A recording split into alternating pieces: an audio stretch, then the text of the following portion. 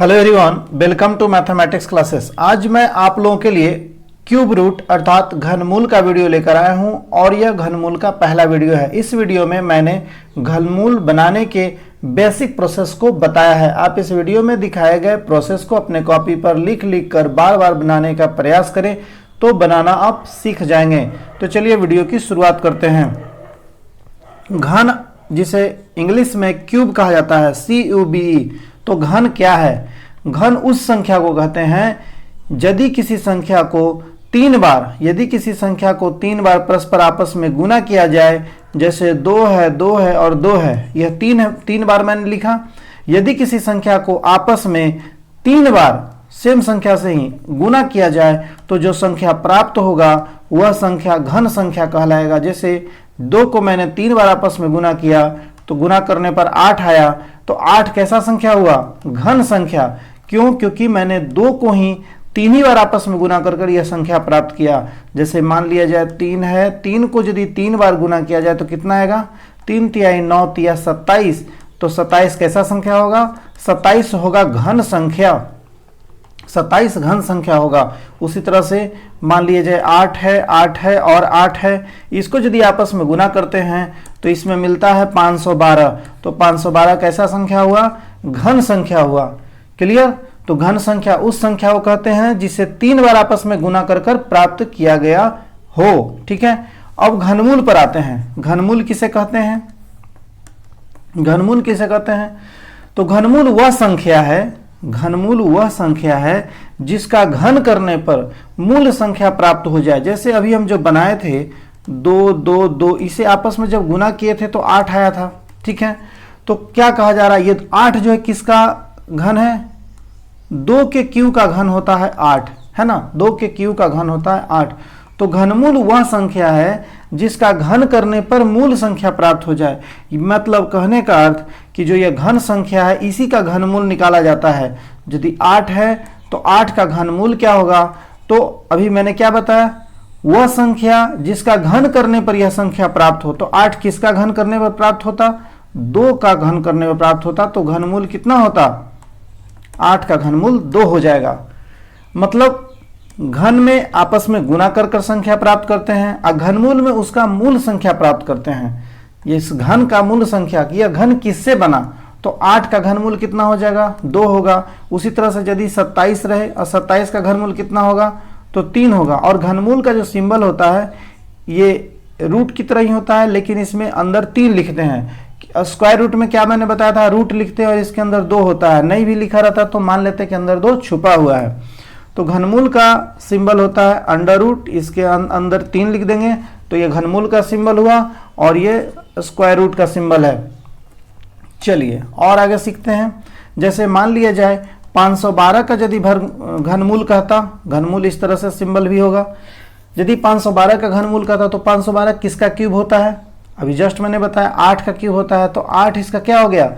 घनमूल हो गया। घनमूल हम गुणनखंड विधि से बनाते हैं और ज़्यादातर इसका जो प्रोसेस है गुणनखंड विधि से ही बनता है। 512 का यदि हम पहले एलसीएम यदि लेते हैं तो देखिए 2 से लगेगा, 2 दूना 4 1 5 2 5 10 2 6 12, फिर 2 से लगाइए, 2 1 2 2 दूना 4 1 5 2 8 16, फिर 2 से लगाइए, 2 6 12 2 6 8, फिर 2 से लगाइए, 2 2 1 2 सॉरी 2 3 6 2 दूना 4, फिर 2 से लगाइए, कितना आएगा? 16 दूना 32, फिर 2 से लगाइए, 2 8 16, फिर 2 से लगाइए तो 2 4 8, फिर 2 से लगाइए, 2 दूना 4, फिर 2 से लगाइए 1 के बार 1 2 3 4 5 6 7 8, 1 2 3 और 1 2 3 और 1 2 3, 3 बार टर्म आया। देखिए जब हम 512 का गुणनखंड विधि से यदि हम एलसीएम विधि से यदि हम इस संख्या को लिखेंगे तो कैसे लिखेंगे? 2 गुना 2 गुना 2, जितना आया एलसीएम 1 2 3 4 5 6 7 8 9 बार आया। लिखेंगे 1 2 3 4 5 6 7 8 और 9 बार इसे आपस में मैंने कैलकुलेशन में गुना कर लिख दिया एलसीएम निकालकर। अब मैंने बताया था स्क्वायर रूट में जोड़ा का 1 अंक बाहर निकलता है और इसमें क्या होता है? इसमें घनमूल में 3 अंक का 3 संख्या का 1 संख्या निकलेगा। जैसे इन तीनों का एक साथ लिखेंगे, फिर इन तीनों को एक साथ करेंगे, फिर 1 3 1 2 3 3 यहाँ पर आया। तो ये 3 संख्या के बराबर एक संख्या 2 3 बार आया है तो एक बार बाहर निकाल कर लिखेंगे। 2 यहाँ 3 बार आया, एक बार बाहर निकाल कर लिखेंगे। उसी तरह से 2 3 बार यहाँ भी आया तो एक बार बाहर, कितना आ गया 2 दूना 4 दूना 8, तो इसका उत्तर कितना होगा 8। तो इसी तरह से घनमूल बनाया जाता है। घनमूल बनाने के लिए सबसे पहले आप उसे एलसीएम निकालें, एलसीएम निकालने के बाद अंदर लिख देते हैं, उसके बाद उस स्क्वायर रूट में जोड़ा लगाते थे, यहाँ जोड़ा नहीं लगाकर 3 संख्या के बराबर एक संख्या बाहर लिखेंगे। चलिए देखते हैं आगे जब हम प्रोसेस पे बनाएंगे, बार बार इस तरह के क्वेश्चन भी मिलेंगे आगे, उसको यदि हम बनाएंगे तो आप अच्छे से सीखेंगे। चलिए आगे बढ़ते हैं।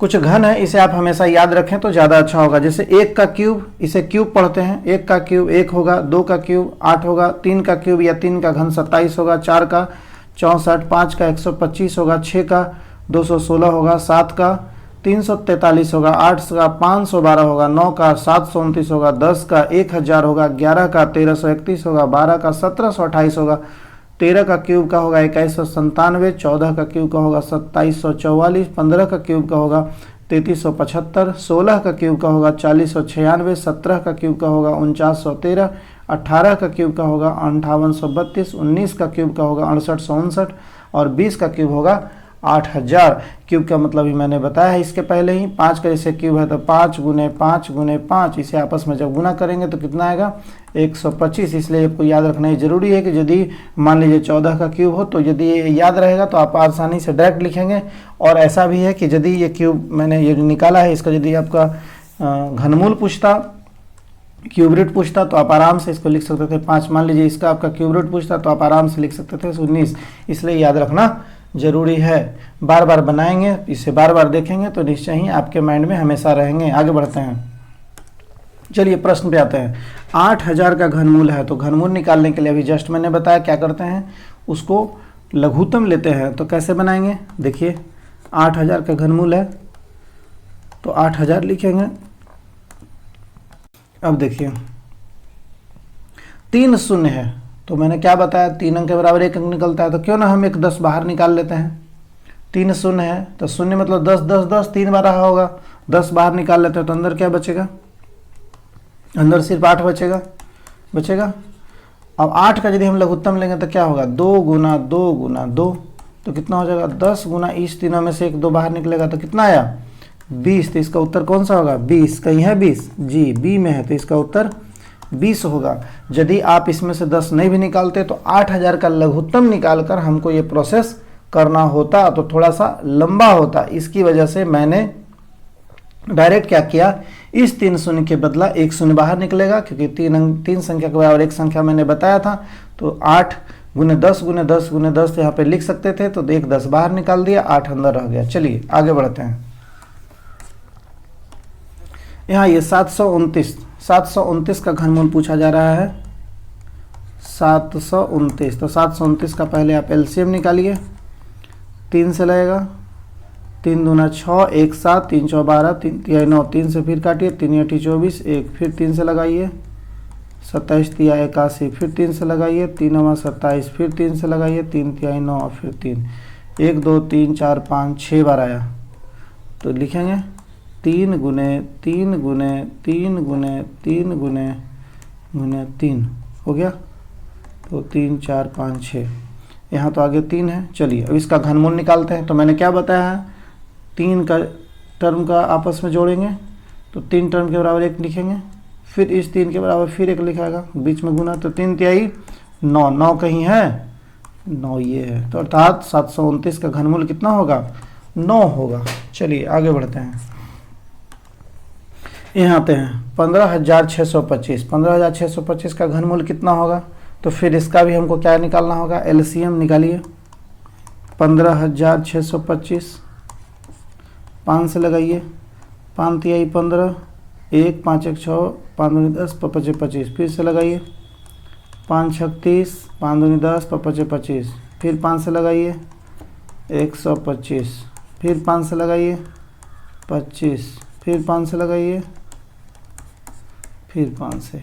चलिए कितना बार आया 5, 1 2 3 4 5 6, तो 6 बार 5 लिखेंगे।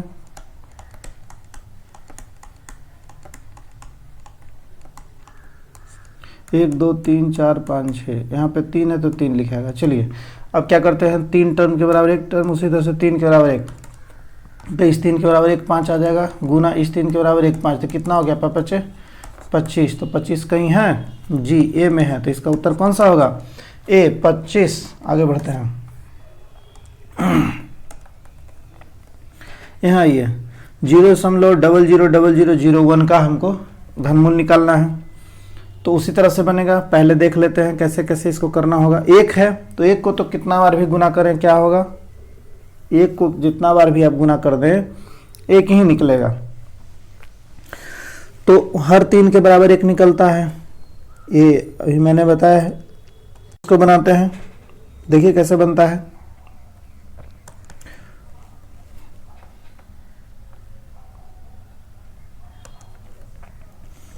क्या करेंगे, दशमलव को उड़ाकर पहले कैलकुलेशन करते हैं। दशमलव यदि उड़ा दिया जाएगा तो कितना आएगा, ऊपर 1 आएगा, नीचे 1 2 3 4 5 6, 1 पर 6 शून्य आएगा, 2 2 4 और 2 6 हो गया।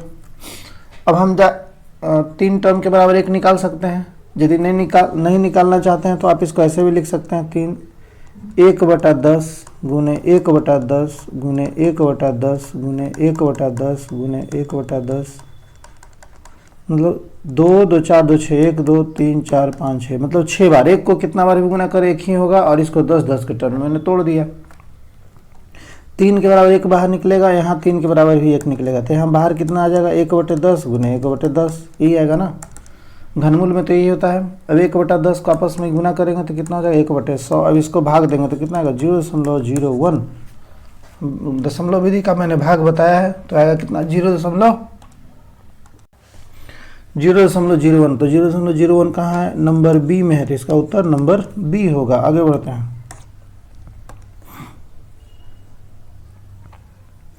यहाँ ये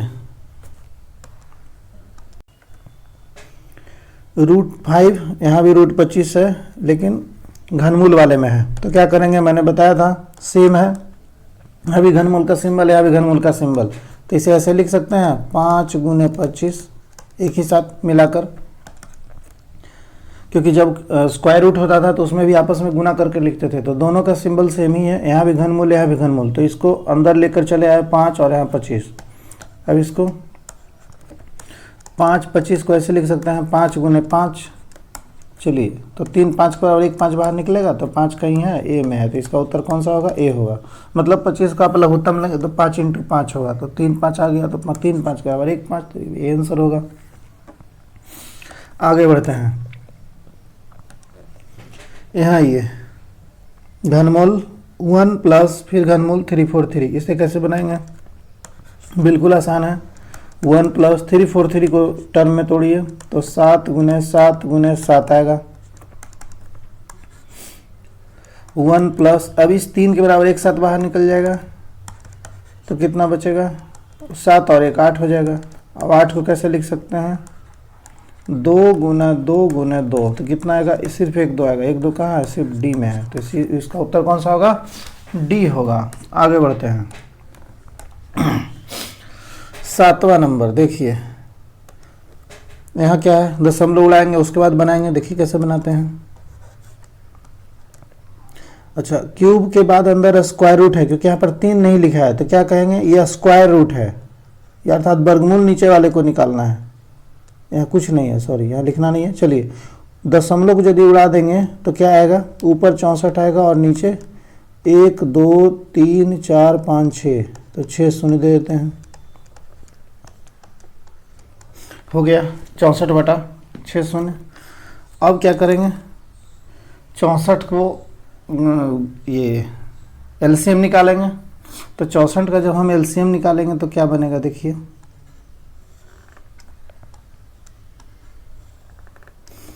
2 गुना 2 2 गुना 2 गुना 2, 2 दूना 4 दूनी 8 दूना 16 दूना 32 दूनी 64, मतलब 6 बार 2 लिखा जाएगा, बटा अब ये है, ये भी 6 बार है, तो इसको ऐसे लिख सकते हैं 10 गुना 10 गुना 10 गुना 10, 10 गुना 10 लिखने से सुविधा होता है निकालने में, इसलिए मैंने 10 10 बार लिखा, 3 बार और ये 3 बार। चलिए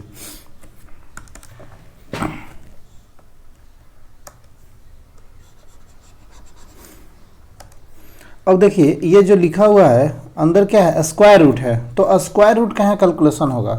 देखिए कैसे करते हैं, ये बाहर जो है क्यूब रूट का है, तो क्यूब रूट का कैलकुलेशन तो बाद में है, पहले स्क्वायर रूट, पहले ब्रैकेट जो रूट है, रूट के अंदर जो रूट है उसका पहले कैलकुलेशन करते हैं। मैंने स्क्वायर वाली वीडियो में बताया था।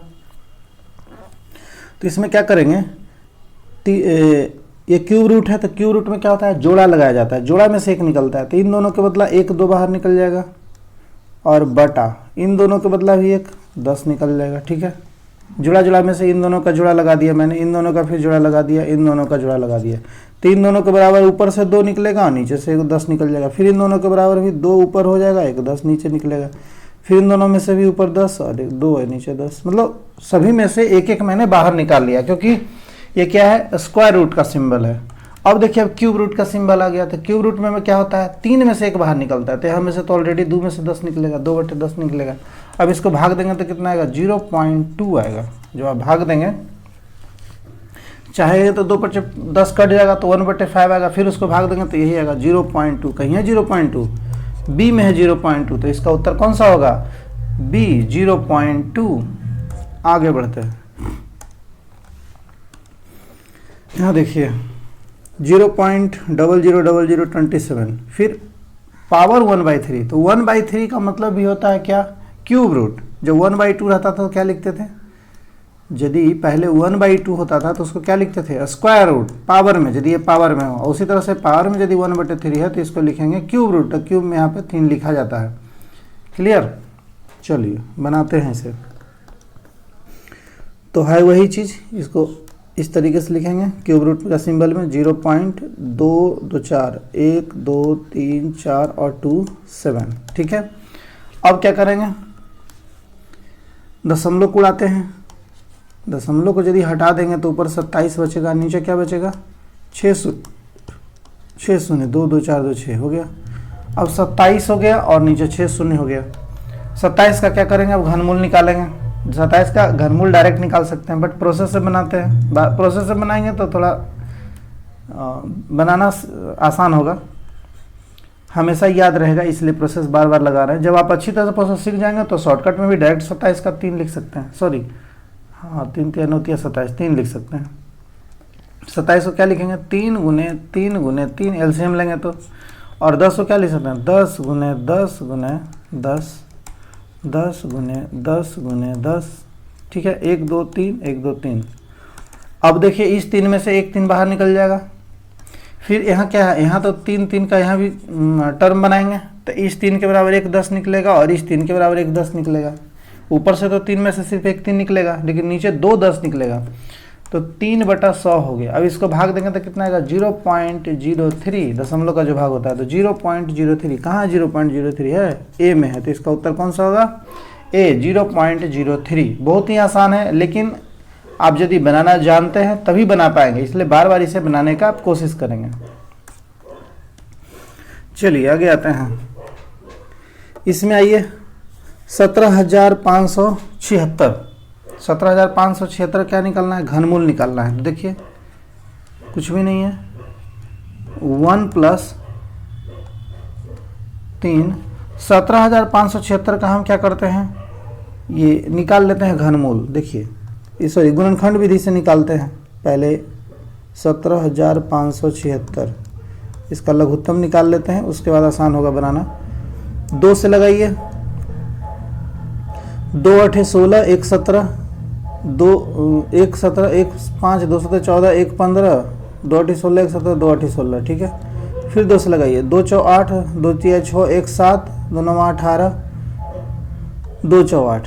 फिर 2 से लगाइए, 2 2 4 2 1 2 1 3 2 9 18 1 19 2 7 14। फिर 2 से लगाइए, 2 1 2 2 9 18 1 19, नहीं 2 से नहीं लगेगा, 3 से लगेगा,